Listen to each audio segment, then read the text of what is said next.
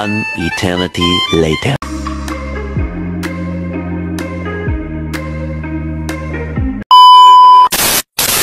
At ayun na nga, finally nakarating na kami dito sa may Alaminos Bus Terminal. Alis nga pala kami sa may Maynila mga 2 AM ng umaga. At nakarating nga kami dito ng 7 or 8 AM yata dito sa may bayan ng Alaminos. Kaya bibili muna kami ng pasalubong para may maidala kami sa kanila. Kaya nga pala kayo pumunta dito dahil birthday ng uncle ko. Hindi kasi pwedeng hindi kayo pupunta kasi inaasahan na pupunta talaga kami. Kaya nga kahit medyo malayo tumuloy pa din kami. Ang binili ko lang para dito tinapay para sa mga inaanak ko. May nagbibideo pala dito sa akin yung pinsan ko. First time niya pala makapunta dito sa may Pangasinan kaya tinuturo ko kung saan kami tumira dati.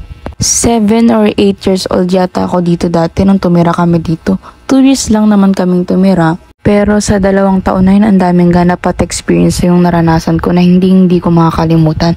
Nandiyan na rin yung point na makikilala mo talaga yung mga taong tutulong sa'yo at yung mga taong hindi. At yung mga taong handa kang damayan sa oras na meron ka o wala ka. 2 nga lang pala kami ni daddy na patira dito. Pero kahit anumang ganap or experience yung naranasan namin dati, bumabalik pa din kami dito kasi ito yung rason kung bakit kami nagsimula. Sobrang blessed at thankful ako sa mga nangyari dati kasi kung hindi dahil doon, hindi ako matututo at hindi kami magiging ganito kung saan kami ngayon. Kaya hindi pwedeng sumuko at palaging pipiliin nating lumaban sa buhay. So yan nga, babalik tayo sa ginagawa ko ngayon. Tapos na ako bumili ng tinapay kaya sumakay na kami sa may tricycle. At sobrang excited na nga ng tatay ko kasi gustong gusto niya na makita yung mga kapatid niya. Rata naman na sobrang happy niya talaga. Mga 15 minutes pala bago kami makarating sa bahay ng uncle ko. At yung bahay pala nila is sa may Balasit. Ito yung way papuntang 100 Islands na. Yung padaretso dyan. Sobrang daming beach dito talaga kaya magsusawa ka talaga kakalangoy. At sa mga magandang tanawin, dito masarap talaga mag-relax talaga dito lalo na kung laking syudad ka.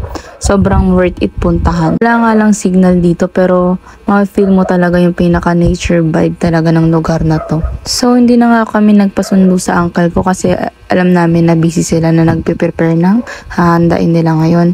So ang gagawin namin ngayon, kahit pwede naman pumasok ng tricycle sa loob, ay hindi na namin pinapasok kasi gusto ko nga uli ma-feel yung paglalakad dito. Dito kami naglalakad mismo dati. Maliit pa ako niyan. Naranasan ko na rin maglakad dyan ng mag-isa galing school. Tapos sobrang dilim pa nun talaga kasi naiwanan ako noon ng sundo namin dati. Kaya yun, naranasan ko dyan habang umiiyak. Natawa lang ako kasi atapang tao pala ako. Bata pa lang ako. O diba? Palaban yan. Kaya lakarin yung madilim na gubat na yan. O. Nang mag-isa lang. San ka pa? Hindi kay Sofia ka na.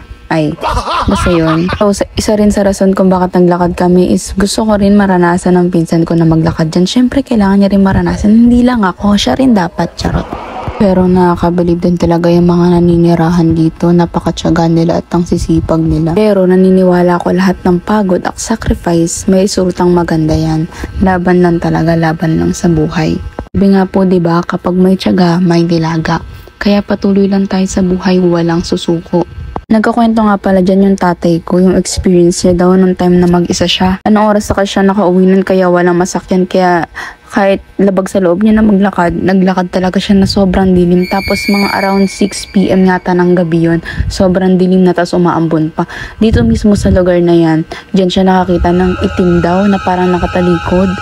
Yung dala lang niya dati, maliit lang na ilaw, na flashlight. Sobrang kinakabahan daw siya na parang gusto niya na talaga tumakbo ng sobrang bilis.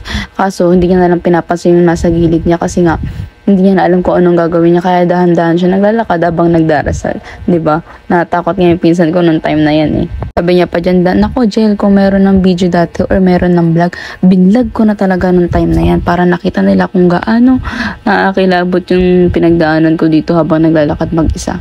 Ngayon sumunod na nagkwento, meron talagang sound scene kaso nga lang biglang nawala. Ewan ko ba't biglang nawala kaya napilitan ako mag voice record. Sobra naming usap dyan at chika. I-speed ko na lang to para dun ko na mismo i-stop pag malapit na kami.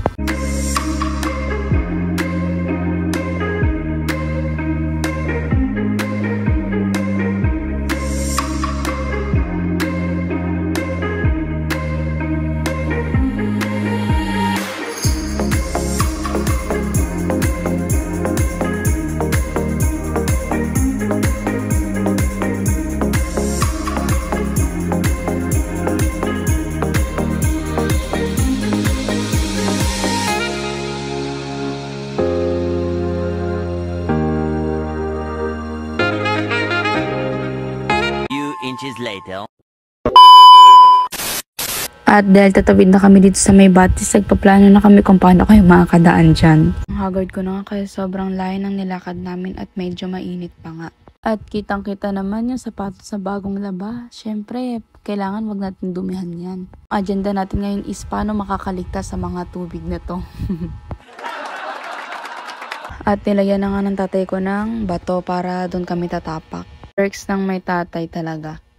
Ready to rescue. So yun na nga, magsisimula na akong tumapak dyan. At yun na nga, at nakaraos naman, dinadumihan ang ating maputing sapatos. Itong pinaka gusto ko sa lahat, yung napakagandang view na yan. Pag tinignan mo talaga siya, sobrang relax. Parang wala kang problema. Alam mo yun, yung masaya lang yung buhay, ganon. Taimtim lang, tahimik lang. Masarap mabuhay, masarap mamuhay.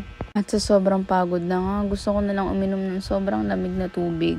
Sobrang init talaga, pero wala syempre, ginusto ko to. Ginusto namin maglakad. Kaya ito, syempre worth it naman yung paglalakad namin kasi nakita nyo yung lugar na mismo dinadaanan bago makarating dito sa lugar nila. 'Di ba? So yes, finally, nandito na tayo kadila ang Kalading. Yes! At ito na nga din si Nadine, yung inaanak ko. Hindi ko lang alam kung inaanak ko ba siya. Alam ko yung isa lang yung inaanak ko, pero hindi ko lang alam kung ano yung tawag ko sa kanya. At ito na nga yung ating birthday celebrant, si Uncle. Sobrang tuwa kasi nakita niya na naman si Daddy. At ito pala yung inaanak ko, yan si Ali. Iyak nga nung nadatnan namin. Iyak pa nga mapabidyo dyan si Uncle kasi daw wala pa daw siyang ligo kasi ang aga daw nila nagpe-prepare ng ihahanda niya. Si 6 years old na nga si Uncle pero tingnan nyo naman sobrang lakas pa. Agad na nga inabot ni Daddy yung regalo niya para kay Uncle.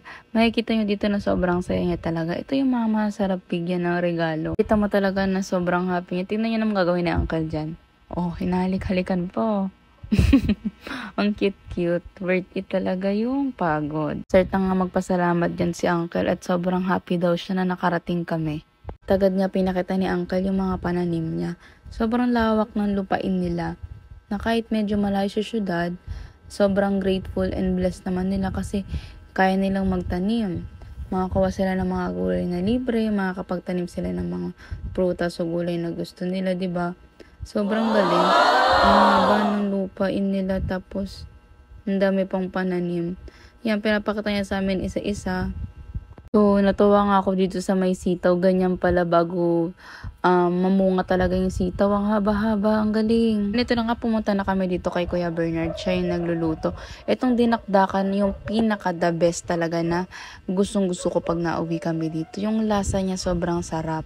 Tanong ko kay Kuya kung ano pa yung mga ginagawa niya or nilalagay niya para matry ko din dito pag umuwi kami ng Maynila.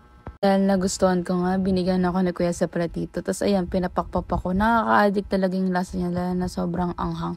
Lalo na pinaka-favorite ko sa pagkain is sobrang anghang. So yan, kinain ko, pinapakpap ako habang nakikipagtsikahan ako kasi nakakapagod nga naman yung nilakad namin. Hawak nga ako ng gitara niya, natag-start na kami, tumugtog. Yung pinsan ko tinuturuan din ng isa kong pinsan na mag-drum. Tapos habang ako naman, nagigitara din ako uli, electric guitar.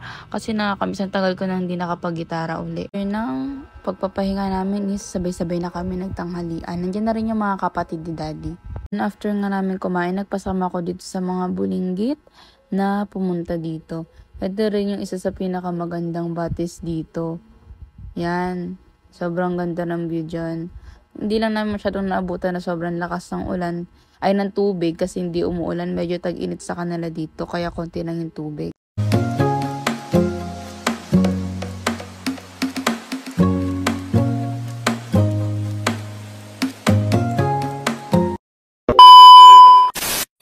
At gabi na nga, yun na nga, nagkukwentuhan na lang kami dyan habang nagpapalipas ng oras. And after din yan is sabay-sabay na rin kami kakain at magpapahinga na din kami. Masana na kami dyan at nakakamiss din pala yung gantong banding na may kipagtsikahan ka. Then after nga namin magtsikahan, ayun, nagsabay-sabay na kami maghapunan yan. At dito na pumatapos ang ating kaganapan sa buong araw na to.